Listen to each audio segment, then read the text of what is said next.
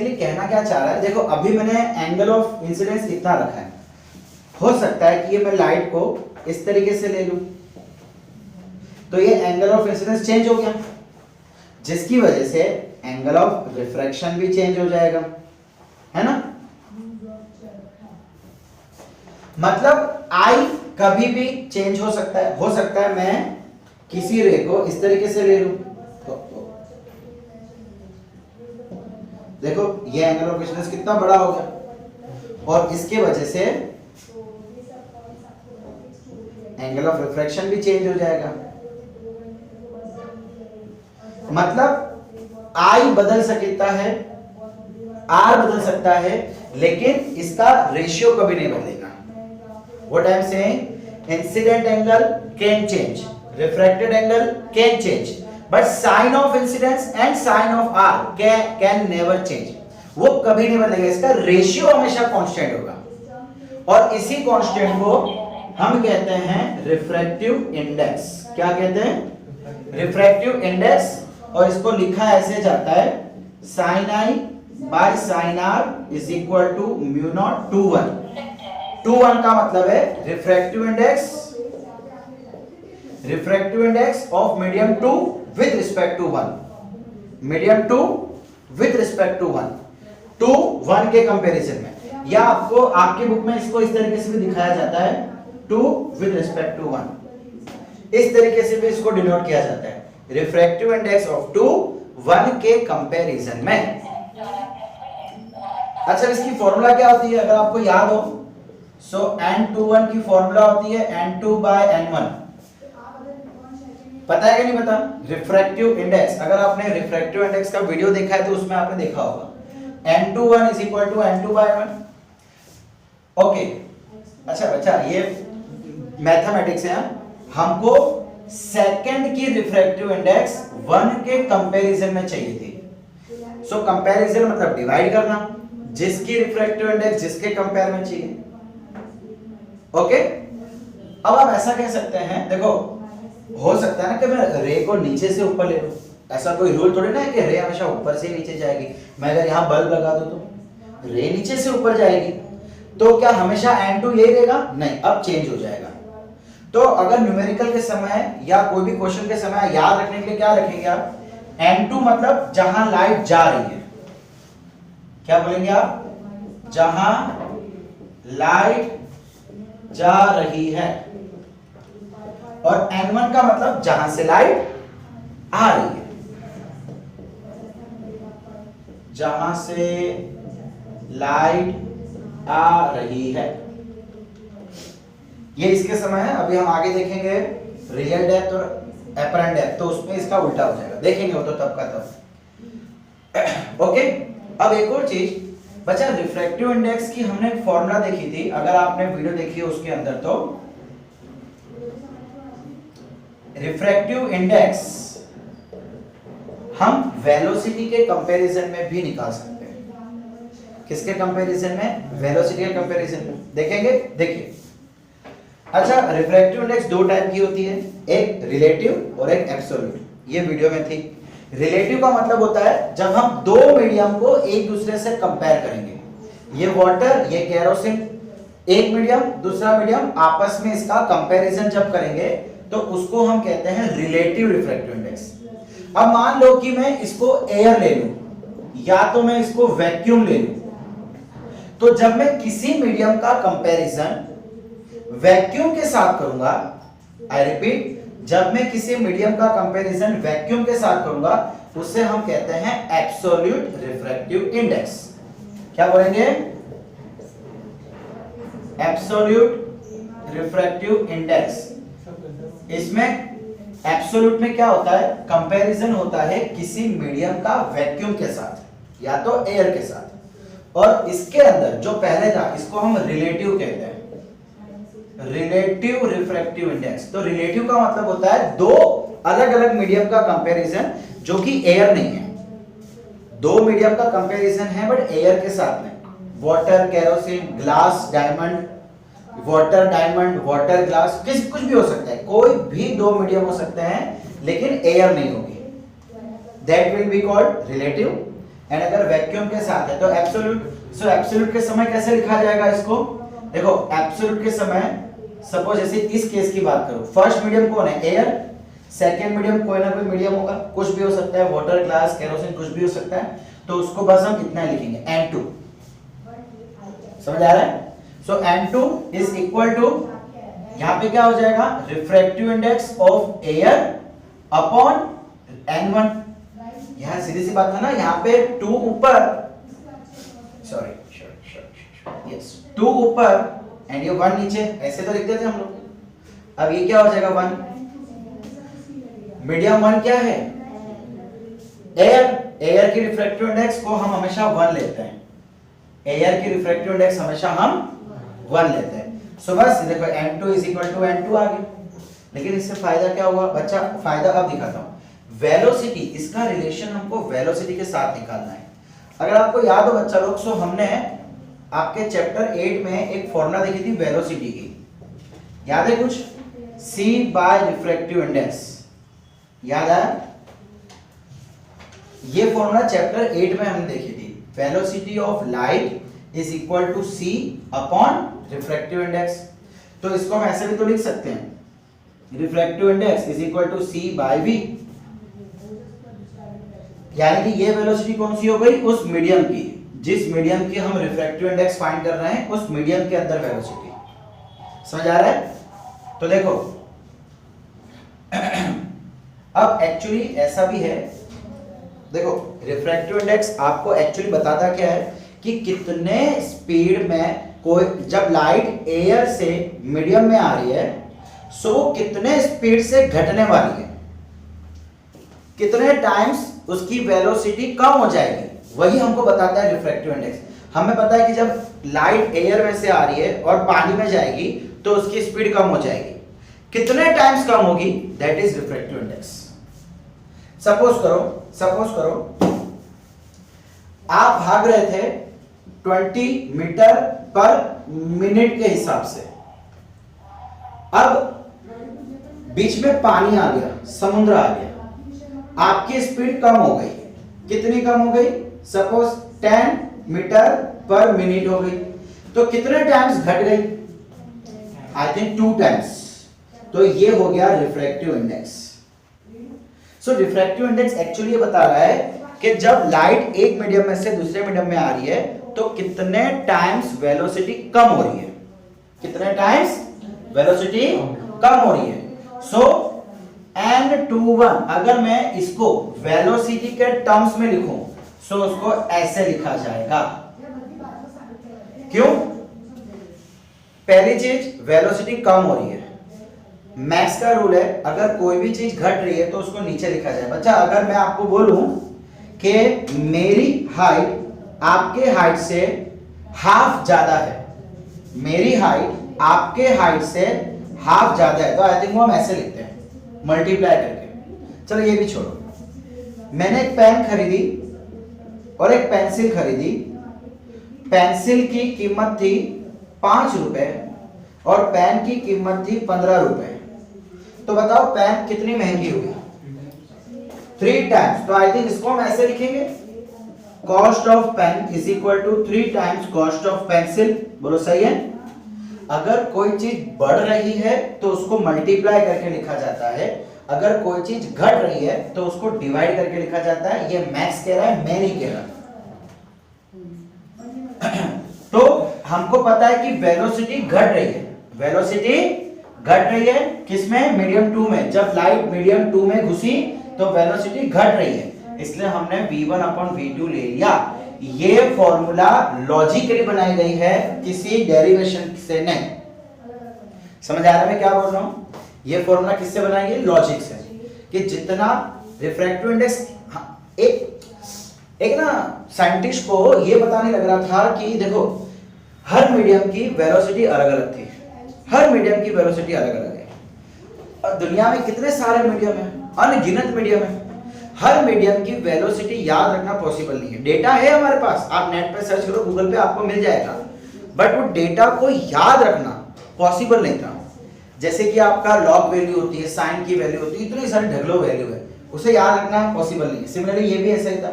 तो साइंटिस्ट ने इजी तरीका सोचा, उन्होंने सोचा कि क्यों ना हम वेलोसिटी को कंपेयर करना चालू कर दें। जब वेलोसिटी को कंपेयर किया, उन्होंने कुछ एक्सपेरिमेंट्स किए, तो ये रिलेशन हमेशा बन के आ रहा था। उन्होंने इस चीज को नाम दे दिया रिफ्रैक्टिव इंडेक्स। अरे आप जो भी चीजें पढ़ रहे हो फिजिक्स में, केमिस्ट्री में, बायो में, किसी भी नाम दिया हुआ है। अब हड्डियों को बोन कहते हैं, तो किसी जमाने में किसी बंदे ने हड्डियों को बोल दिया होगा कि हाँ यार ये बोन है। अब क्या पता अगर मैं हड्डियों को हार्ट का नाम दे देता, अगर सपोज मैं इस दुनिया में पहले आया होता और मेरे को इच्छा हो जाती कि यार मैं इस हड्डी को बोन करके नहीं हार्ट कहके बुलाऊंगा, सो वो हार्ट फिर पता चलती जाती एंड सब लोग जनरेशन बाय जनरेशन हड्डियों को हार्ट का नाम दे देते हैं। So name has been given by so and so person. Similarly ये रिफ्रैक्टिव इंडेक्स किसी पर्सन ने नाम दिया एक कॉन्सेप्ट को। उन्होंने ये सोचा कि हम वेलोसिटी को कंपेयर कर लेते हैं। सो जब कंपेयर किया तो हमेशा एक चीज निकल के आ रही थी, उसको बोल दिया रिफ्रैक्टिव इंडेक्स। क्लियर? इसीलिए ये फॉर्मूला लॉजिक से बनाई गई। अब वापस यहाँ पे आ जाओ।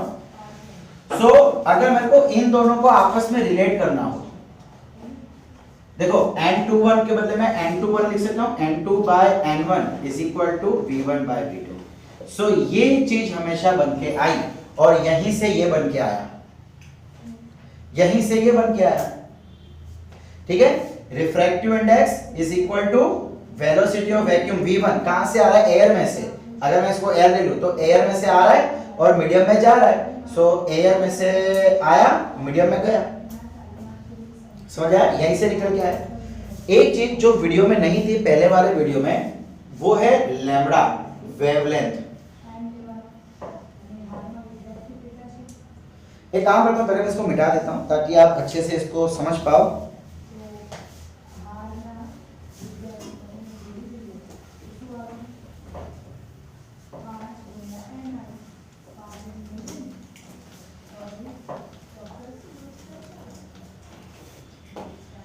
सो हमने देखो हमने शुरुआत की थी स्नेल्स लॉ से।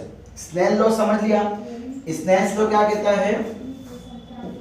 sin I upon sin R is equal to refractive index n21। मतलब जहां लाइट जा रही है और जहां से लाइट आ रही है, ये स्नेल्स लॉ कहता है। अभी इसी स्नेल्स लॉ का हमें थोड़ा आगे और चीज पता करनी है। चलो पहले यहां काम करते हैं, एक यहां चीज देख लो। नहीं, मैं रिफ्रैक्टिव इंडेक्स कंटिन्यू करता हूं ना, फिर कंफ्यूजन होगा। हमने अभी तक रिफ्रैक्टिव इंडेक्स की कुछ फॉर्मूलाज देखी। n21 is equal to n2 by n1 is equal to v1 by v2। देखो वेलोसिटी के टर्म्स में अगर आप फॉर्मूला लिखो ना तो इसका उल्टा कर देना, मतलब पीछे वाला ऊपर, आगे वाला नीचे। और अगर आप रिफ्रैक्टिव इंडेक्स के टर्म्स में फॉर्मूला लिखते हो तो जैसा नंबर वैसा ऑर्डर। 2 पहले आ रहा है तो 2 पहले, 1 पीछे आ रहा है तो 1 पीछे। ये चीज कब करेंगे? जब रिफ्रैक्टिव इंडेक्स के टर्म्स में फॉर्मूला लिखोगे।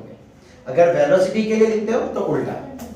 अब अच्छा लो, जैसे कि हमने बात की लैम्बडा वेवलेंथ, कोई भी वेव, इलेक्ट्रोमैग्नेटिक वेव, कोई भी लाइट की स्पीड अगर मुझे देनी है, वेलोसिटी, तो क्या मैं उसको बोल सकता हूं? Speed is equal to distance upon time. बेटा मैंने आपको पहले ही बताया था ये चीज चैप्टर नंबर 8 में। लैम्बडा क्या होता है? डिस्टेंस होता है। So speed is equal to distance upon time. अच्छा, अब 1 upon T, time period, 1 upon time period, I think इसको हम फ्रीक्वेंसी कहते हैं। सो क्या मैं 1 अपॉन टी के बदले f इंटू लैम्बडा लिख सकता हूं? बिल्कुल।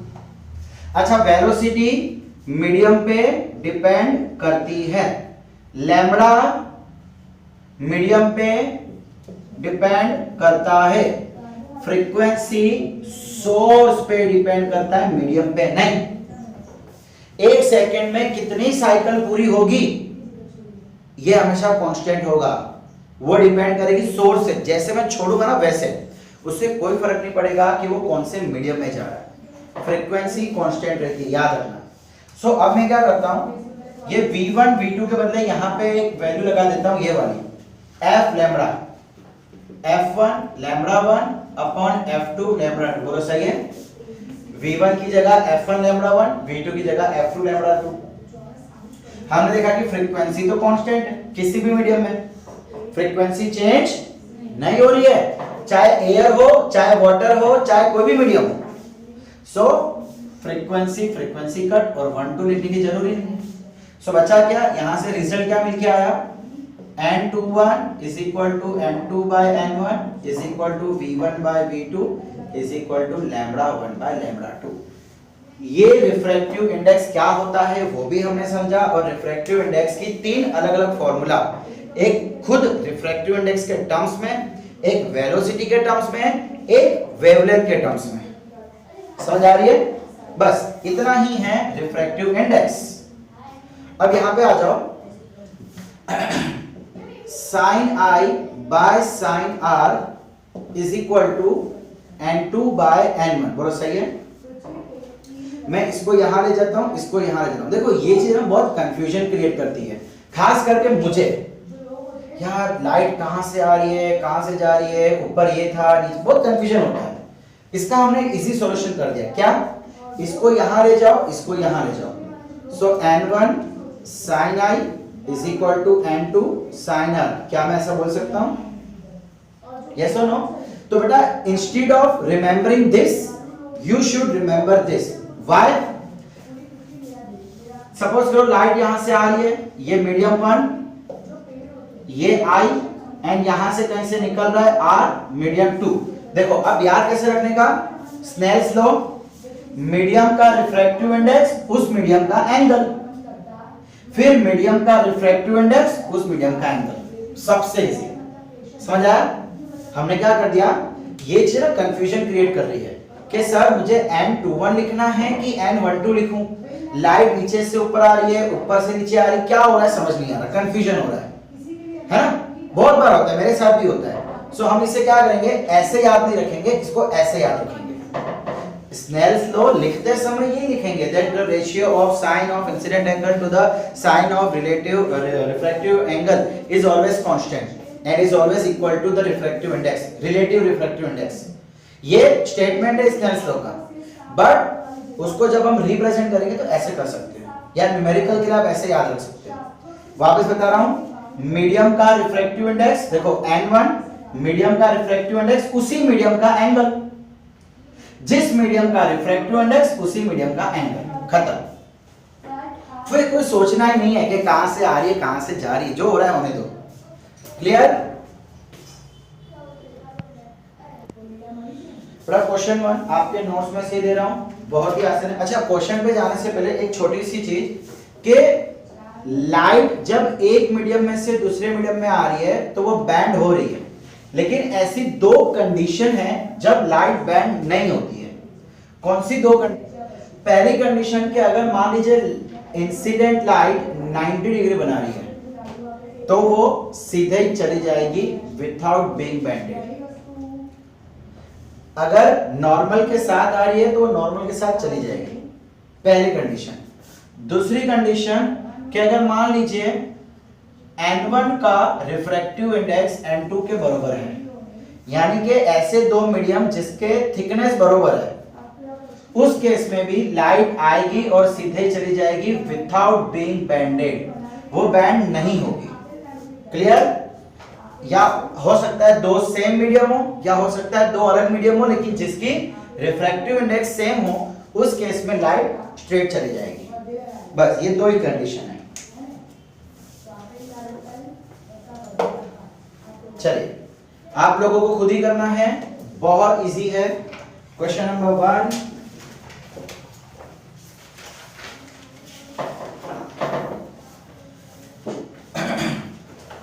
आपको किसी लाइट की स्पीड वाटर के अंदर और ग्लास के अंदर दे रखी है 2.25 इंटू 10⁸ मीटर पर सेकेंड वाटर के अंदर, और ग्लास के अंदर दे रखी है 2 इंटू 10⁸ मीटर पर सेकेंड। आपको रिफ्रैक्टिव इंडेक्स ऑफ वाटर और रिफ्रैक्टिव इंडेक्स ऑफ ग्लास ढूंढना है अभी के अभी। चलिए फटाफट ढूंढिए बिना कॉपी किए। बच्चे लोग आपको यहाँ पे NW मतलब रिफ्रैक्टिव इंडेक्स ऑफ वाटर बोला है, तो ये कौन सी रिफ्रैक्टिव इंडेक्स हो गई? एब्सोल्यूट। एब्सोल्यूट रिफ्रैक्टिव इंडेक्स की फॉर्मूला क्या होती है? C upon velocity of that medium. अभी भी बताया था ना C की वैल्यू फिक्स होती है 3 इंटू 10⁸ वेलोसिटी इन वाटर हमको दे रखा है 2.25 इंटू 10⁸, ये कट गया 3 डिवाइड बाय 2.25 करो, आंसर आता है I think 1.33 which is right. कोई यूनिट नहीं होगी इसकी। एंड सिमिलरली अगर ग्लास की वैल्यू फाइंड करनी है, अब ये भी कंपैरिजन किसके साथ, वैक्यूम के साथ। सो ऊपर वैक्यूम की वेलोसिटी, नीचे मीडियम की वेलोसिटी, 3 इंटू 10⁸ अपॉन ग्लास में कितनी है 2 into 10⁸। So 3 divide by 2 1.5 done. Okay, question number 2।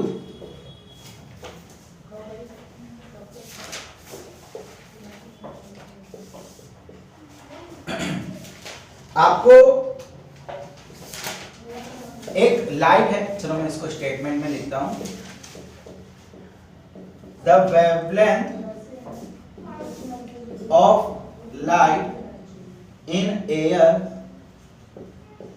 Is 4800 angstrom. Find the wavelength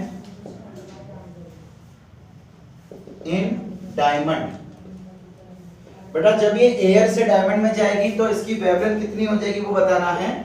refractive index of diamond is 2.4, ये हमको क्वेश्चन में दे रखा है। चलिए फटाफट इसका आंसर फाइंड करें।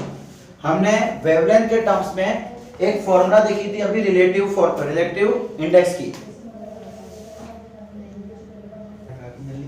ओके, हमको एयर के अंदर वेवलेंथ देके रखी है, तो क्या मैं इसको lambda a is equal to 4800 angstrom बोल दूं? ठीक है। अब अच्छा, हमको डायमंड की रिफ्रैक्टिव इंडेक्स देके रखा है, इसको मैं म्यू डी बोल देता हूं, इज इक्वल टू कितना है 2.4। बच्चा लोग एक चीज वापस आपको बता रहा हूं, आप हमको इस क्वेश्चन में ये नहीं बोला गया है कि डायमंड का कंपैरिजन किसके साथ हो रहा है। रिफ्रैक्टिव इंडेक्स हमेशा कंपैरिजन में ही दिया जाता है, कंपलसरी। तो डायमंड का कंपैरिजन किसके साथ है? अगर ऐसी इंफॉर्मेशन नहीं है तो वो कंपलसरी एयर के साथ होगा। एयर, वैक्यूम या फ्री स्पेस तीनों एक ही चीज है। तो वैक्यूम लिखना है तो वैक्यूम लिख लो, एयर लिखना है तो एयर लिख लो। सो एक्चुअली कंपैरिजन किसके साथ हो रही है? एयर के साथ। बच्चा हमने जो अभी फॉर्मूला देखी थी उसमें हम इसको 2 बोलते हैं, इसको 1 बोलते हैं। क्या मैं इसको इसकी फॉर्मूला लैम्बडा के टर्म्स में लिख सकता हूं? Lambda 1 upon lambda 2। बेटा अभी भी हमने फॉर्मूला लिखी थी, μ21 is equal to μ2 by μ1 is equal to v1 by v2 is equal to lambda 1 by lambda 2। कुछ देर पहले ही फॉर्मूला लिखी थी। हमको वेवलेंथ के बारे में बोला जा रहा है तो हम इसका इस्तेमाल कर लेंगे। ठीक है। अब 1 कौन है? एयर। 2 कौन है? डायमंड। Is equal to 2.4। ये वाली वैल्यू दे रखी है आपको 4800 अपॉन इसको ले आओ 2.4 is equal to lambda D. Answer find करो तो लैम्बडा डी कितना आएगा? 2000 एंगस्ट्रॉम। ओके, मैंने डिवाइड ही किया, बस खाली फॉर्मूला लगाना, मैंने लिखे तो।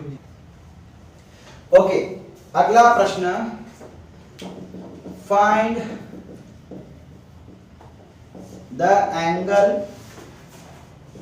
Of refraction and deviation. बच्चा बहुत ही आसान सा सवाल है, आपको एक रे स्टेप से देके रखी है। एंगल ऑफ इंसिडेंस आपको दिया हुआ है 60 डिग्री। ये एयर है, ये जो भी मीडियम है इसका आपको रिफ्रैक्टिव इंडेक्स दिया हुआ है √3। आपको ये फाइंड करना है एंड ये डेल्टा फाइंड करना है, एंगल ऑफ डेविएशन। चलिए फटाफट कीजिए। ओके, अब चलो यहाँ पे हमको एयर की रिफ्रैक्टिव इंडेक्स नहीं दी थी, तो हमको पता होना चाहिए कि एयर की रिफ्रैक्टिव इंडेक्स हमेशा 1 होती है। हमें बोला क्या गया है, ये फाइंड करना है। बेटा हम स्नेल्स लॉ लगा देंगे। स्नेल्स हमें याद है ना, हमने क्या देखा था? मीडियम की रिफ्रैक्टिव इंडेक्स और मीडियम का एंगल, यानी कि यहाँ पे आई बोल देते हैं चलिए अभी के लिए, एंड अगेन मीडियम की रिफ्रैक्टिव इंडेक्स एंड उसी मीडियम का एंगल। मुझे आर फाइंड करना है। सो म्यू ए 1 हो गया, साइन आई हमें 60 देके रखा है, इज इक्वल टू ये म्यू की वैल्यू दी हुई है √3 और यहां से हो जाएगा साइन आर, ये 1 साइन 60 की वैल्यू क्या होती है √3/2, ये √3 को यहां नीचे ले आओ, is equal to sine R, √3 cut, क्या बचा sine R is equal to 1/2। Sine की वैल्यू 1/2 कब आती है, जब एंगल 30 डिग्री होता है तब। सो ये एंगल कितना आ गया 30 डिग्री। अब अच्छा डेल्टा, मैंने डेल्टा के लिए क्या बताया था, देखो अगर ये बीच वाली लाइन नहीं होती सो ये आई और ये भी आई हो जाता, vertically opposite angle. So angle of deviation यहां लिख लूं मैं, एंगल ऑफ डेविएशन कैसे निकाला जाएगा, आई माइनस आर, ये पूरा एंगल माइनस आर, ये इसको छुपा दो, पूरा एंगल माइनस दिस, तो पूरा एंगल मतलब वर्टिकली ऑपोजिट से आई आर, यानी कि 60 माइनस 30 इज इक्वल टू कितना आ गया 30 डिग्री। ओके, चलिए अगला प्रश्न। बेटा अब डबल सरफेस हमको दी हुई है,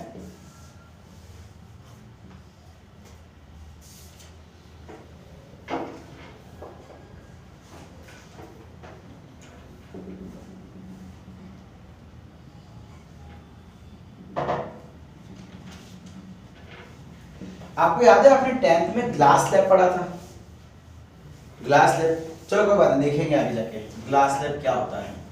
ओके, आपको इस क्वेश्चन में एक ये सरफेस देके रखी है सरफेस 1, ये सरफेस 2, आपको ये देके रखा है आई और ये दिया हुआ ई। बच्चा ई का मतलब होता है एमर्जेंट एंगल, इसको हम क्या बोलते हैं एमर्जेंट एंगल। जब मोर देन 1 रिफ्रैक्शन होता है, जब किसी मीडियम के अंदर मोर देन 1 रिफ्रैक्शन होता है, सो फाइनल एंगल जितना बनता है उसको हम कहते हैं एमर्जेंट एंगल, के बाहर निकलते समय जो एंगल बनाया वो। ठीक है, सो आपको यहाँ पे ई की वैल्यू ढूंढनी है और ऑप्शन आपके हैं ओके, एंड ये दो बाउंड्री पैरेलल है, number 1 is parallel to number 2। आपको इसकी वैल्यू ढूंढनी है और ऑप्शंस आपको दे दिए जाते हैं I/2, I, 2I या तो फिर I प्लस 30 डिग्री। चलिए ढूंढिए इसका आंसर।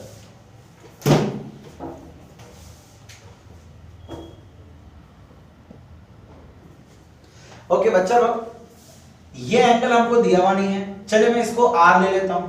अब ये दोनों सरफेस पैरेलल है, बेटा जब आप दो पैरेलल सरफेस को एक 90 डिग्री से लाइन बनाओगे तो इट इज ऑब्वियस वो दोनों भी पैरेलल होगी, मतलब ये नॉर्मल और ये नॉर्मल पैरेलल है, सो Z बन रहा है, सो ये एंगल भी R आ जाएगा।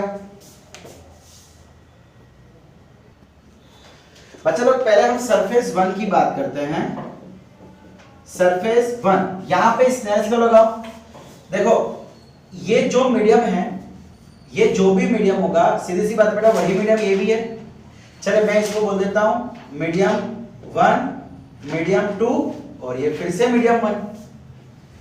इसका रिफ्रैक्टिव इंडेक्स मैं ले लेता हूं, चलिए μ1, इसका रिफ्रैक्टिव इंडेक्स μ2 और इसका रिफ्रैक्टिव इंडेक्स फिर से μ1। बच्चा जिस मीडियम से लाइट आ रही है अल्टीमेटली उसमें ही वापस निकल रही है, तो यहां पे स्नेल्स लॉ लगाओ। चलो मीडियम की रिफ्रैक्टिव इंडेक्स और मीडियम का एंगल इज इक्वल टू ये मीडियम का रिफ्रैक्टिव इंडेक्स, इस मीडियम के एंगल। क्लियर, इसको दे दो नंबर 1। चलिए सरफेस 2, इस जगह पे फिर से स्नेल्स लॉ लगाओ, तो मीडियम की रिफ्रैक्टिव इंडेक्स और उसी मीडियम का एंगल इज इक्वल टू सामने वाले मीडियम की रिफ्रैक्टिव इंडेक्स और उसी मीडियम का एंगल। देखो बच्चा लोग अगर हम ये तरीका निकालते तो भी वो n2 में बहुत कंफ्यूजन हो जाता है। इसको दे दो नंबर 2। अब जरा ध्यान से देखो, μ2 sin r दोनों में सेम है, तो क्या इसके बदले मैं ये वाली वैल्यू यहां लिख सकता हूं? कहां लिखूं? बेटा इसको मिटा रहा हूं, यहां लिख रहा हूं मैं, चलिए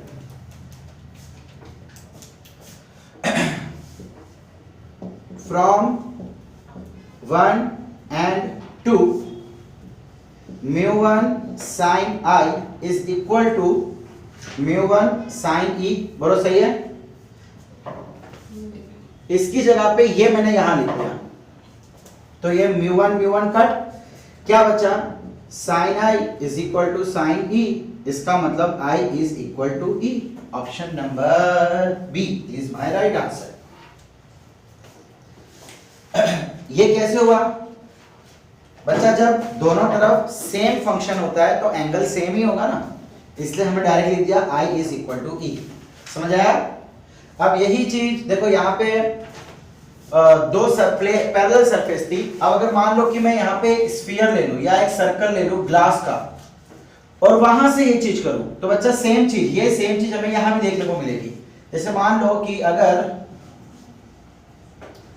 एक रे यू इंसिडेंट है, ये आपकी नॉर्मल हो जाएगी कुछ ऐसे, ये रे बेंड होके यहां चली गई, ये फिर से एक नॉर्मल इधर से, और ये बाहर निकल गई। तो बच्चा अगर मान लो ये इंसिडेंट एंगल में ले लूं 30 डिग्री, सो यहाँ पे एमर्जेंट एंगल कितना आएगा बताओ, एमर्जेंट एंगल फिर से आ जाएगा 30 डिग्री। सेम प्रोसेस यहाँ रिपीट करनी है, ये n1 ले लो, ये n2 ले लो, ये n1 ले लो, सेम प्रोसेस रिपीट करो तो आपकी वैल्यू आ जाएगी। ठीक है, दैट्स इट। तो बच्चा लोग स्नेल्स लॉ के लेके इतने ही क्वेश्चंस यहाँ पे पॉसिबल है। अब 2 सरफेस हो कि 3 सरफेस हो सकता है कभी कभार आपको 3 सरफेस दे दिया जाए, कोई बात नहीं, तीनों सरफेस पे स्नेल्स लॉ लगा लो। ठीक है, सो आज का लेक्चर हम यहीं तक सीमित रखते हैं। अगली बार हम देखेंगे बेटा इसी चीज का रिफ्रैक्शन के अलग अलग एप्लीकेशन, कभी डेप्थ वाइज, कभी हाइट वाइज, कभी कुछ। सो तब तक पढ़ते रहिए, एंजॉय करते रहिए। Thank you.